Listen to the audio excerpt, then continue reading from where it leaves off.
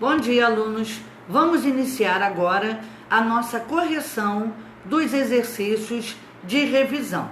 Bom, primeiro passo aí, vocês viram o texto, né? E esse texto vocês têm que ler para poderem interpretar, para poderem fazer as respostas, né, direitinhas. Então vamos ver no número 1, né? Marque com um X as respostas certas. Esse fragmento de texto, esse pedaço de texto aí, que foi retirado do livro, né? Que foi retirado do livro Viagem ao Centro da Terra, foi retirado somente esse capítulo aí, 12, tá? Então, esse fragmento de texto, esse pedaço, apresenta características de quê? É uma biografia? É uma crônica jornalista? É um diário ou é um relato de viagem? Bom, é um relato de viagem, porque começa a dizer aí, né, que eles partiram com o tempo encoberto, mas que estava estável, né? Não teríamos de nos preocupar nem com calores cansativos, nem com chuvas desastrosas. Então mostra aí que eles estavam em partida de uma viagem. Então é um relato de viagem, tá? Então a primeira resposta, número 1, é o relato de viagem. Vamos ao número 2. De acordo com esse texto, o narrador estava bem-humorado. Por quê? Porque fazia um deboche do tio montado no cavalinho? Porque galopava em terras desconhecidas? Porque ele montava em um cavalo pequeno? Ou sentia-se bem com o clima ameno e agradável? Bom, a resposta é a letra B, porque ele galopava em terras desconhecidas. Para ele isso estava sendo um prazer. Então ele galopava em terras desconhecidas. Número 3. A linguagem predominante no trecho, meu tio nem tinha o consolo de excitar sua montaria com a voz ou com o chicote, não lhe era permitido ser impaciente.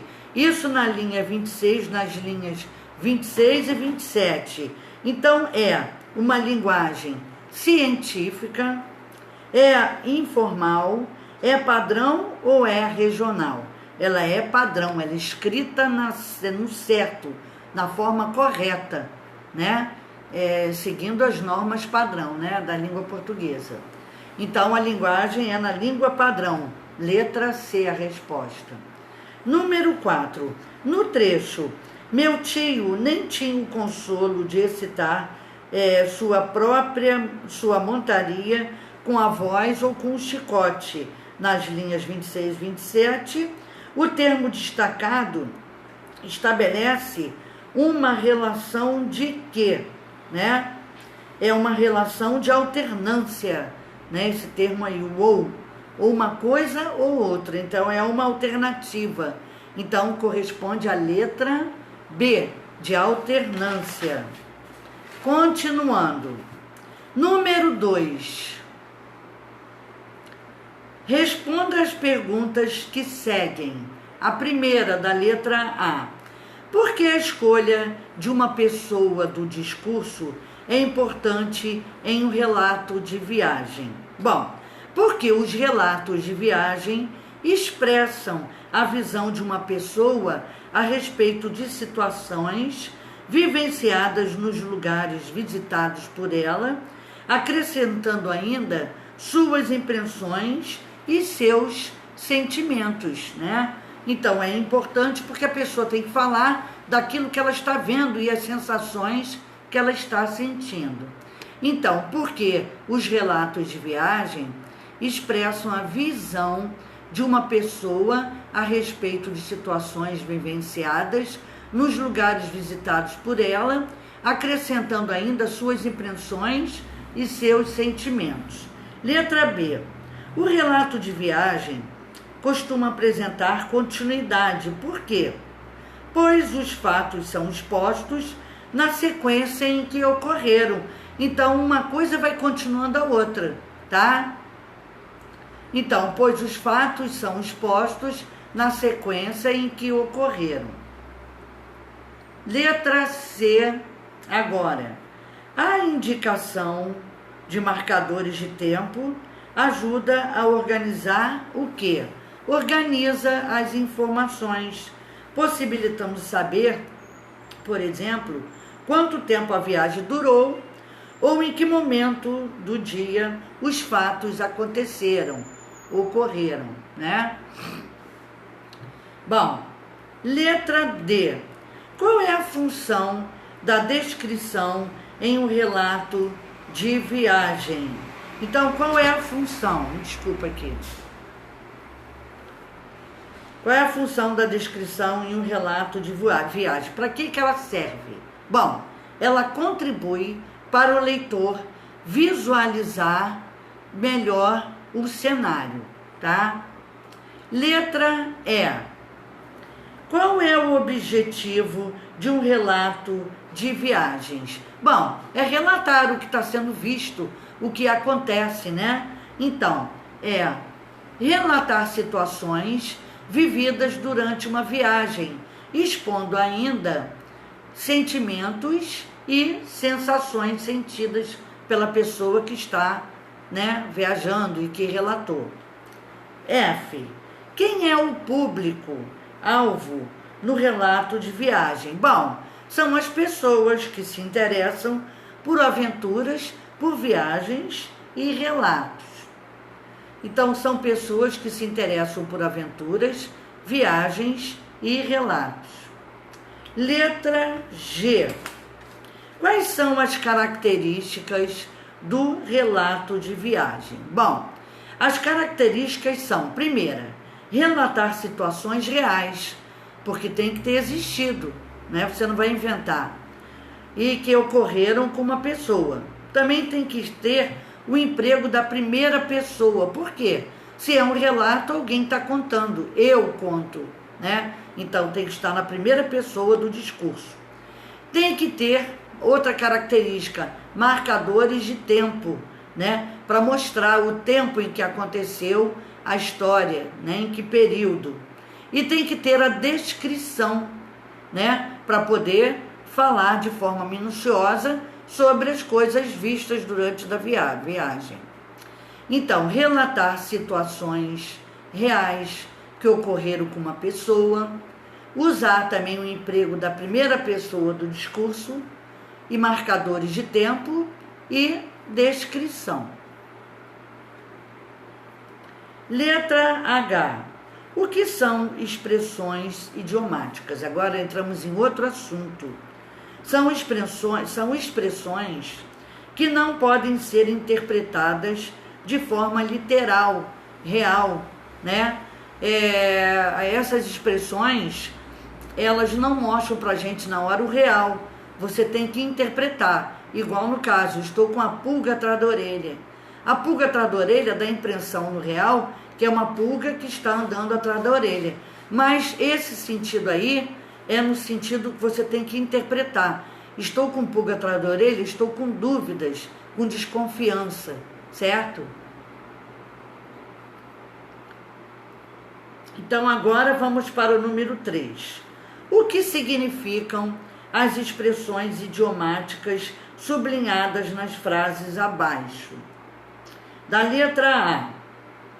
Chorou lágrimas de crocodilo, né?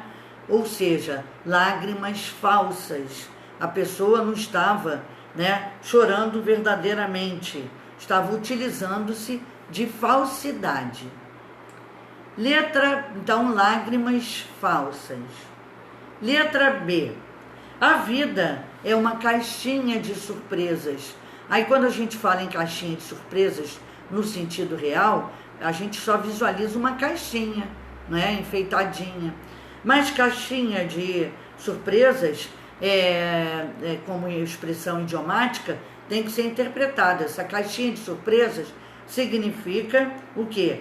Algo inesperado, surpreendente. Do nada nos surpreende, né? Então, algo inesperado e surpreendente. Letra C. Ele é um cara de pau.